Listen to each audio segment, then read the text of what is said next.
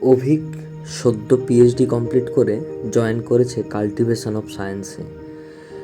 যৌবনের মধ্যপ্রান্তে চিরকুমার সভা হতে ইস্তফা দিয়ে অদিতিকে সদ্য জীবন সঙ্গিনী হিসেবে বেছে নিয়েছে সে। মোটের উপর বাবা মা স্ত্রী নিয়ে দিব্যি গুছিয়ে নিয়েছে রাজারহাটের 200 স্কোয়ার ফিটের এই ফ্ল্যাট বাড়িতে।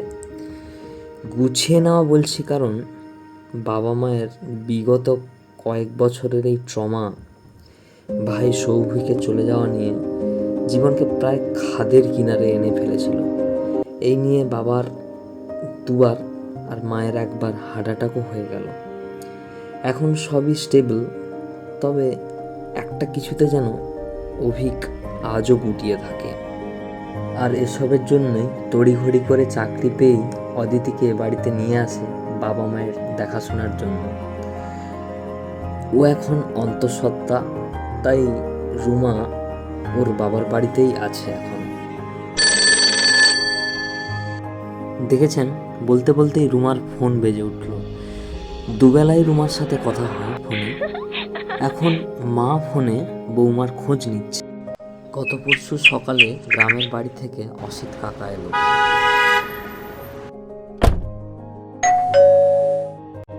আরে অসিত, এসো এসো।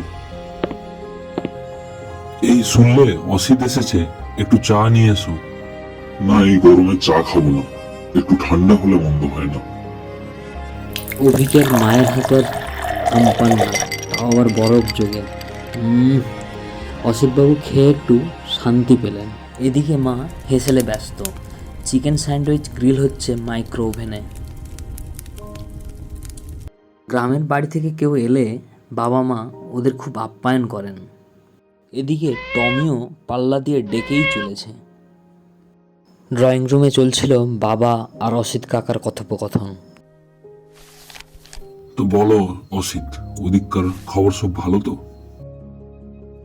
দাদা, সবই তো জানেন, আজকাল গোবিন্দপুরেও ফ্ল্যাট উঠছে। প্রমোটার প্রভাস বাড়ুই এখন এলাকার দাদা। গত ইলেকশনের টিকিট পেয়ে এবার এমএলএ। ও বলছিল আপনাদের বাড়িটা যদি... না না, তা কি করে হয়? বাবা মার অনেক স্মৃতি। না না, আমিও পথ মারাবো না। আসলে অনুভূতির ছোঁয়া গল্পটি একটি রহস্য রোমাঞ্চে ভরা একটি অনুভূতি নিয়ে একটি ছোট্ট কাহিনী।